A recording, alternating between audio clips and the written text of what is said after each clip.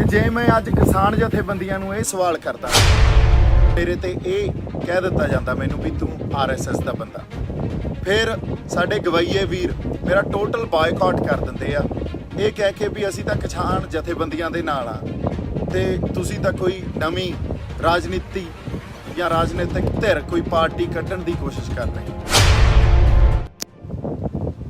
ਸਤਿ ਸ਼੍ਰੀ ਅਕਾਲ ਜੀ, ਮੈਂ ਆਸ ਕਰਦਾ ਤੁਸੀਂ ਤੰਦਰੁਸਤ ਹੋਵੋਗੇ, ਠੀਕ ਠਾਕ ਹੋਵੋਗੇ। ਕੁਝ ਦਿਲ ਦੀਆਂ ਗੱਲਾਂ ਤੁਹਾਡੇ ਨਾਲ ਸ਼ੇਅਰ ਕਰਨੀਆਂ ਸੀ।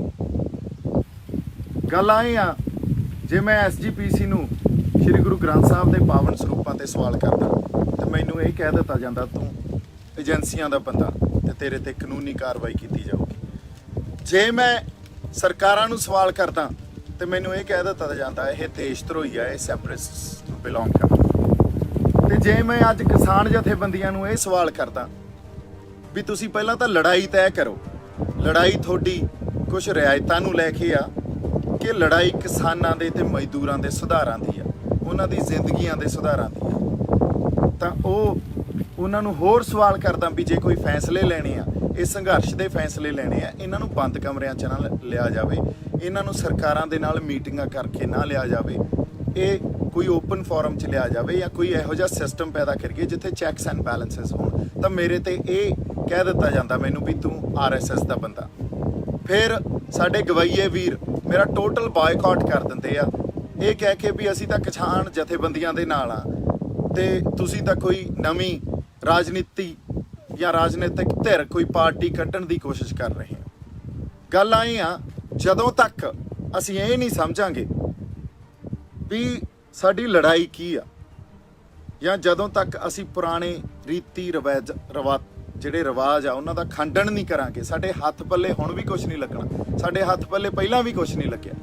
ਸੋ ਗੱਲ ਇਹ ਆ ਵੀ ਜੇ ਸਾਨੂੰ ਐਮਐਸਪੀ ਮਿਲ ਗਈ, ਮੇਰਾ ਸਵਾਲ ਆ ਕਿਸਾਨ ਜਿਹੜੇ ਖੁਦਕੁਸ਼ੀਆਂ ਕਰਦੇ ਆ, ਕਿਸਾਨ ਜਿਹੜੇ ਕਰਜ਼ਿਆਂ ਥੱਲੇ ਆ, ਕਿਸਾਨ ਜਿਨ੍ਹਾਂ ਦੀਆਂ ਲਿਮਟਾਂ ਨਹੀਂ ਮੋੜੀਆਂ ਜਾਂਦੀਆਂ, ਉਹ ਸਭ ਕੁਝ ਠੀਕ ਹੋ ਜੂ ਐਮਐਸਪੀ ਮਿਲਣ ਨਾਲ।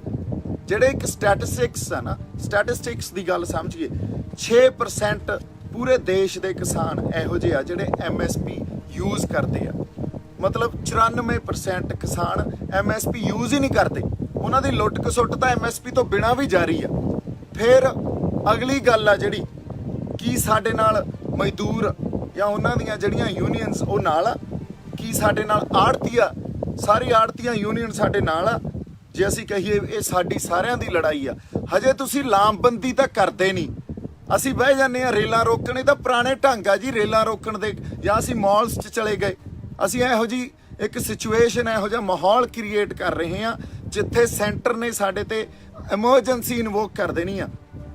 ਤੁਸੀਂ ਇਹ ਦੇਖ ਲਓ, ਬਹੁਤ ਥਾਵਾਂ ਤੋਂ ਮੈਨੂੰ ਇਹ ਖਬਰ ਆਈ ਆ ਵੀ ਜੀ ਆਰਮੀ ਜਾਂ ਪੈਰਾਮਿਲਟਰੀ ਫੋਰਸਿਸ ਦੀਆਂ ਗੱਡੀਆਂ ਪੰਜਾਬ 'ਚ ਐਂਟਰ ਹੋ ਰਹੀਆਂ। ਹੁਣ ਜੇ ਕੱਲ ਨੂੰ ਸਾਡੇ ਤੇ ਸੈਂਟਰ ਨੇ ਇਹ ਕਹਿਤਾ ਵੀ ਸਟੇਟ ਗਵਰਨਮੈਂਟ ਇੱਥੇ ਪ੍ਰੋਟੈਸਟਰਸ ਨੂੰ ਕੰਟਰੋਲ ਕਰਨ 'ਚ ਨਾਕਾਮਯਾਬ ਆ, ਸਿਚੁਏਸ਼ਨ ਬਹੁਤ ਜ਼ਿਆਦਾ ਅਨਕੂਲ ਆ, ਐਮਰਜੈਂਸੀ ਇਨਵੋਕ ਕਰਦੇ, ਉਦੋਂ ਬਾਅਦ ਸਾਡਾ ਪਲਾਨ ਬੀ ਕੀ ਹੋਊਗਾ?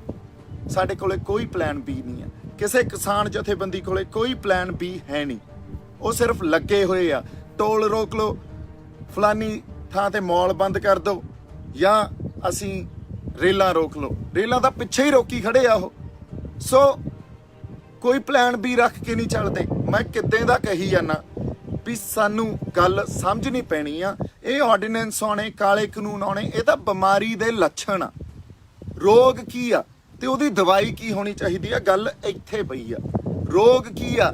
ਰੋਗ ਇਹ ਆ ਵੀ ਕਿਸਾਨ ਦੀ ਦਸ਼ਾ ਆਰਡੀਨੈਂਸ ਤੋਂ ਆਉਣ ਤੋਂ ਪਹਿਲਾਂ ਵੀ ਬੁਰੀ ਸੀ, ਉਦੋਂ ਪਹਿਲਾਂ ਵੀ ਖੁਦਕੁਸ਼ੀਆਂ ਹੁੰਦੀਆਂ ਸੀ, ਉਦੋਂ ਪਹਿਲਾਂ ਵੀ ਕਿਸਾਨ ਜਾਂ ਮਜ਼ਦੂਰ ਕਰਜ਼ੇ 'ਚ ਸੀ, ਉਹਨਾਂ ਦੇ ਸ਼ੋਸ਼ਣ ਹੁੰਦੇ ਸੀ, ਔਰ ਅਸੀਂ ਇਹ ਗੱਲ ਨੂੰ ਸਮਝ ਹੀ ਨਹੀਂ ਪਾ ਰਹੇ। ਇਹਨਾਂ ਕਿਸਾਨ ਜਥੇਬੰਦੀਆਂ ਨੇ ਸਿਰਫ ਆਰਡੀਨੈਂਸ ਦੇ ਵਿੱਚ ਐਮਐਸਪੀ ਤੱਕ ਆਪਦੀ ਲੜਾਈ ਲਿਮਟਿਡ ਰੱਖਣੀ ਆ। ਇਹ ਕਿਉਂ ਰੱਖਣੀ ਆ ਇਹਦਾ ਮੈਨੂੰ ਨਹੀਂ ਪਤਾ। ਇਹਨਾਂ ਦੇ ਕੋਈ ਰਾਜਸੀ ਸਰੋਕਾਰ ਵੀ ਹੋ ਸਕਦੇ ਆ, ਇਹਨਾਂ ਦੇ ਕੋਈ ਆਪਸ ਕੋਈ ਪੋਲੀਟੀਕਲ ਐਸੋਸੀਏਸ਼ਨ ਜਾਂ ਮੰਨ ਲਓ ਅਹੁਦਿਆਂ ਦੇ ਸਰੋਕਾਰ ਵੀ ਹੋ ਸਕਦੇ ਆ। ਸਾਰੇ ਨਹੀਂ, ਸਾਰੀਆਂ ਜਥੇਬੰਦੀਆਂ ਦੇ ਸਾਰੇ ਲੀਡਰ ਇੱਕੋ ਜਿਹੇ ਨਹੀਂ ਆ, ਇਹ ਵੀ ਮੈਂ ਗੱਲ ਮੰਨਦਾ।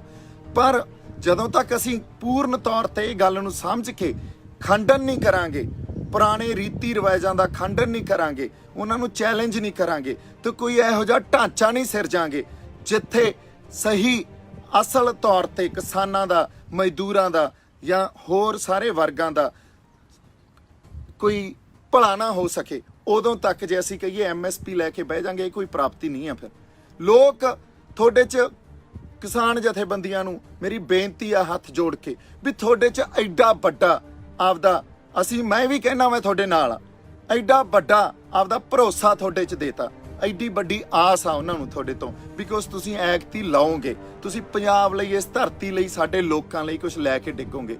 ਪਰ ਤੁਸੀਂ ਬੈਠੇ ਹੋ MSPਆਂ ਤੇ, ਤੁਸੀਂ ਬੈਠੇ ਹੋ ਵੀ ਸਰਕਾਰਾਂ ਨਾਲ ਮੀਟਿੰਗ ਕਰ ਲਈਏ।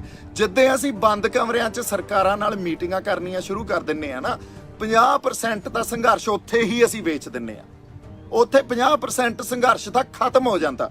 ਹੁਣ ਗੱਲ ਇਹ ਆ, ਜਾਂ ਤਾਂ ਆਪਦੇ ਜ਼ਮੀਰਾਂ ਦੀ, ਅਸੀਂ ਆਪਦੇ ਆਤਮਾ ਦੀ ਆਵਾਜ਼ ਸੁਣ ਕੇ ਅਸਲ ਗੱਲ ਨੂੰ ਸਮਝ ਕੇ ਲੜਾਈ ਲੜੀਏ, ਤੇ ਜਿਹੜੀ ਰੂਹ, ਜਿਹੜਾ ਬੰਦਾ ਆਪਦੇ ਜ਼ਮੀਰ ਦੀ, ਆਪਦੇ ਅੰਦਰ ਦੀ ਆਵਾਜ਼ ਸੁਣ ਕੇ ਇਸ ਲੜਾਈ 'ਚ ਲੜੂਗਾ, ਮੈਂ ਉਹਦੇ ਨਾਲ ਆ। ਮੈਂ ਤਾਂ ਜੀ ਤੁਰ ਪਿਆ। ਹੁਣ ਤੁਸੀਂ ਕਰ ਲਓ ਜਿਹੜਾ ਮੇਰਾ ਵਿਰੋਧ ਕਰਨਾ, ਭੰਡ ਲਓ ਜਿੰਨਾ ਭੰਡਣਾ, ਕਹਿ ਦਿਓ ਜਿਹਦਾ ਮਰਜ਼ੀ ਬੰਦਾ ਮੈਂ। ਅੱਜ ਤੋਂ ਬਾਅਦ ਮੈਂ ਸਫਾਈ ਵੀ ਨਹੀਂ ਦੇਣੀ, ਕੋਈ ਸਫਾਈ ਨਹੀਂ ਦੇਣੀ। ਇਸ ਕਰਕੇ ਨਹੀਂ ਦੇਣੀ ਕਿਉਂਕਿ ਮੇਰਾ ਟੀਚਾ ਕੁਛ ਹੋਰ ਆ, ਮੇਰੀ ਲੜਾਈ ਸਾਡੀ ਧਰਤੀ ਖਾਤਰ, ਸਾਡੇ ਲੋਕਾਂ ਖਾਤਰ ਆ। ਤੁਸੀਂ ਤਾਂ ਮੈਨੂੰ ਉਲਝਾਈ ਰੱਖੋਗੇ, ਮੈਂ ਤਾਂ ਤੀਜੇ ਕੁ ਦਿਨ ਮੇਰੇ ਤੇ ਕੋਈ ਨਵਾਂ ਸਵਾਲ ਖੜਾ ਕਰ ਦਿੰਦੇ ਹੋ। ਇੱਕ ਗੱਲ ਸਮਝਣ ਦੀ ਜ਼ਰੂਰਤ ਆ ਵੀ ਜਦੋਂ ਲੜਾਈ ਸਰਕਾਰਾਂ ਦੇ ਖਿਲਾਫ ਲੜੀ ਜਾਂਦੀ ਆ ਨਾ, ਇਹੋ ਜੀ ਰਾਜਸੀ ਧਿਰਾਂ ਦੇ ਖਿਲਾਫ, ਸਟੇਟ ਦੇ ਖਿਲਾਫ ਲੜੀ ਜਾਂਦੀ ਆ, ਉਦੋਂ ਵੱਖ-ਵੱਖ ਜਗ੍ਹਾ ਤੇ ਵੱਖ-ਵੱਖ ਮੋਰਚੇ ਵਿੱਢਣੇ ਪੈਂਦੇ ਹੁੰਦੇ ਆ।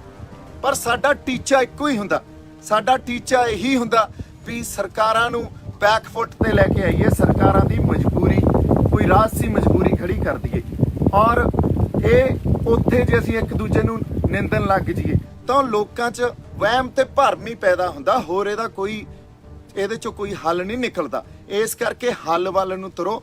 ਹੱਲ ਵੱਲ ਨੂੰ ਅਸੀਂ ਤਾਂ ਹੀ ਤੁਰਾਂਗੇ ਜੇ ਅਸੀਂ ਰੋਗ ਨੂੰ ਸਮਝ ਸਕੇ ਤੇ ਉਹਦੀ ਦਵਾਈ ਨੂੰ ਲੱਭਣ ਦੀ ਕੋਸ਼ਿਸ਼ ਕਰੀਏ। ਅਸੀਂ ਤਾਂ ਲੱਛਣਾਂ ਤੇ ਆ ਕੇ ਲੱਛਣਾਂ ਦੀ ਉਹ ਗੱਲ ਕਰੀ ਜਾਂਦੇ ਆ। ਸੋ ਇਹ ਜਿਹੜੇ ਕਾਲੇ ਕਾਨੂੰਨ ਆ, ਇਹ ਤਾਂ ਲੱਛਣ ਆ। ਅਗਲੀ ਗੱਲ ਮੈਂ ਜੇ ਕਰਦਾ, ਜੇ ਕੱਲ ਨੂੰ ਐਮਰਜੈਂਸੀ ਇਨਵੋਕ ਹੋ ਗਈ, ਮੈਂ ਕਿੱਦਾਂ ਦਾ ਇਹ ਗੱਲ ਕਹੀ ਆ ਨਾ, ਲਾਮਬੰਦ ਕਰੋ ਇਹਨੂੰ, ਨੈਸ਼ਨਲ ਮੂਵਮੈਂਟ ਬਣਾਓ। ਅਸੀਂ ਹਰਿਆਣੇ ਵਾਲੇ ਸਾਰੇ ਬੰਦਿਆਂ ਨਾਲ ਹੁਣ ਮੈਂ ਟੱਚ 'ਚ। ਇਸ ਤਰ੍ਹਾਂ ਮੈਂ ਹੋਰ ਵੀ ਕੋਸ਼ਿਸ਼ ਕਰ ਰਿਹਾ, ਜਿਹੜੇ ਸੂਬੇ ਆ ਉੱਥੋਂ ਦੀਆਂ ਕਿਸਾਨ ਜਥੇਬੰਦੀਆਂ ਨਾਲ ਅਸੀਂ ਆਪਦਾ ਕੋਈ ਰਾਬਤਾ ਬਣਾਈਏ, ਕਲਾਮਬੰਦੀ ਕਰੀਏ। ਮੰਨ ਲਓ ਪੰਜਾਬ 'ਚ ਐਮਰਜੈਂਸੀ ਇਨਵੋਕ ਹੋ ਜਾਂਦੀ ਆ, ਪਰ ਸਾਰੇ ਸਟੇਟਾਂ 'ਚ ਤਾਂ ਨਹੀਂ ਕਰ ਸਕਦੇ ਨਾ। ਦਿੱਲੀ ਘੇਰੀ ਬਾਕੀ ਸੂਬਿਆਂ ਨੂੰ ਨਾਲ ਰਲਾ ਕੇ ਜਾਊਗੀ। ਦਿੱਲੀ ਰਾਸ਼ਟਰੀ ਇੱਕ ਲਹਿਰ ਪੈਦਾ ਕਰਕੇ, ਇੰਟਰਨੈਸ਼ਨਲ ਲੈਵਲ ਦੀ ਲਹਿਰ ਪੈਦਾ ਕਰਕੇ ਘੇਰੀ ਜਾਊਗੀ। ਜੇ ਤੁਸੀਂ ਕਹੋ ਪੰਜਾਬ ਕੱਲਾ ਦਿੱਲੀ ਘੇਰ ਲੂਗਾ ਤਾਂ ਇਹ ਪੋਸੀਬਲ ਨਹੀਂ ਆ, ਇਹ ਹੋ ਹੀ ਨਹੀਂ ਸਕਦਾ ਜਦੋਂ ਤੱਕ ਸਾਨੂੰ ਆਪਦੀ ਲਾਮਬੰਦੀ ਉਸ ਲੈਵਲ ਤੱਕ ਨਹੀਂ ਕਰਨੀ ਆਊਗੀ। ਸਾਡੇ ਕੋਲੇ ਉਹ ਵਿਜ਼ਨ ਨਹੀਂ ਆ। ਅਸੀਂ ਜੇ ਕਹੀਏ ਲੜਾਈ ਜਿੱਤ ਲਾਂਗੇ ਤਾਂ ਲੜਾਈ ਨਹੀਂ ਜਿੱਤੀ ਜਾਣੀ। ਤਾਂ ਪੁਰਾਣੇ ਰੀਤੀ ਰਿਵਾਜ ਜਿਹੜੇ ਹੁਣ ਵੀ ਅਪਣਾਏ ਜਾ ਰਹੇ ਆ, ਉਹਨਾਂ ਨਾਲ ਲੜਾਈ ਨਹੀਂ ਜਿੱਤੀ ਜਾਣੀ। ਮੇਰੇ ਤੇ ਸਵਾਲ ਨਾ ਖੜੇ ਕਰੋ। ਜੇ ਅੱਜ ਗਵਈਏ ਕਹਿ ਰਹੇ ਆ ਸਾਰੇ ਵੀ ਦੀਪ ਸਿੱਧੂ ਨਵਾਂ ਕੋਈ ਫਰੰਟ ਖੜਾ ਕਰ ਰਿਹਾ, ਮੈਂ ਕਿਹਾ ਉਹ ਹਰ ਬੰਦਾ, ਉਹਨੂੰ ਹੱਕ ਆ ਜਿਹੜਾ ਪੰਜਾਬ ਲਈ ਲੜ ਰਿਹਾ ਨਵਾਂ ਕੋਈ ਫਰੰਟ ਖੜਾ ਕਰਨ ਵਾਸਤੇ। ਇਹਦਾ ਜਵਾਬ ਮੈਨੂੰ ਦਿਓ। ਅੱਜ ਜਿਹੜੇ ਸਾਡੇ ਇੱਥੇ ਰਵਾਇਤੀ ਪਾਰਟੀਆਂ, ਉਹਨਾਂ ਤੋਂ ਅਸੀਂ ਸੈਟੀਸਫਾਈਡ ਆ? ਉਹਨਾਂ ਨੇ ਸਾਡਾ ਭਲਾ ਕੀਤਾ ਕਿਸੇ ਨੇ? ਸੋ ਜੇ ਨਹੀਂ ਕੀਤਾ ਤਾਂ ਬਾਈ ਜੀ ਤਖਤਾ ਪਲਟ ਕਰੋ, ਲੋਕਾਂ ਦਾ ਭਲਾ ਕਰੋ, ਲੋਕਾਂ ਲਈ ਲੜੋ। ਇੱਕ ਦੂਜੇ ਨੂੰ ਨਿੰਦੋ ਨਾ, ਇੱਕ ਦੂਜੇ ਲਈ ਇੱਕ ਦੂਜੇ ਦੀਆਂ ਲੱਤਾਂ ਨਾ ਖਿੱਚੋ।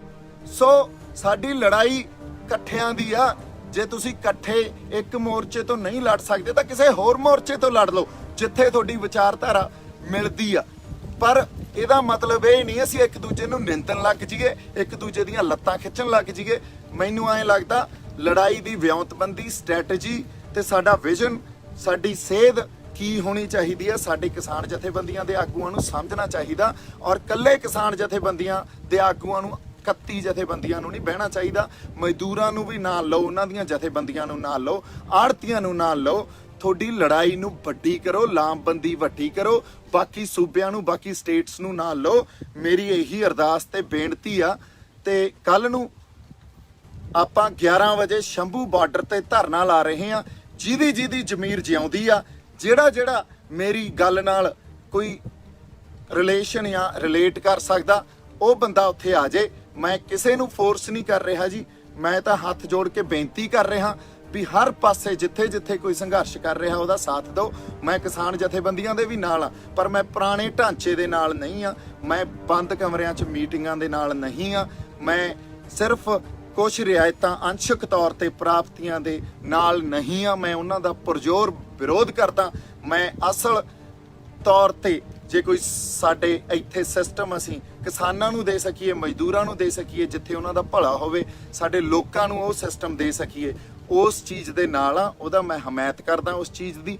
ਤੇ ਪੁਰਾਣੀਆਂ ਗੱਲਾਂ ਦਾ, ਪੁਰਾਣੀ ਪੋਲਿਟਿਕਸ ਦਾ ਮੈਂ ਪੂਰਨ ਤੌਰ ਤੇ ਖੰਡਨ ਕਰਦਾ। ਤੇ ਜਦੋਂ ਖੰਡਨ ਕਰਦੇ ਆ ਉਦੋਂ ਇੱਕ ਬਹੁਤ ਵੱਡੇ ਸਿਸਟਮ ਨਾਲ ਸਾਨੂੰ ਲੜਨਾ ਪੈਂਦਾ। ਮੈਂ ਉਸ ਲੜਾਈ ਲਈ ਵੀ ਤਿਆਰ ਆ। ਮੇਰੇ ਵੱਲੋਂ ਬਹੁਤ ਪਿਆਰ ਤੇ ਸਤਿਕਾਰ। ਸਤਿ ਸ਼੍ਰੀ ਅਕਾਲ ਜੀ।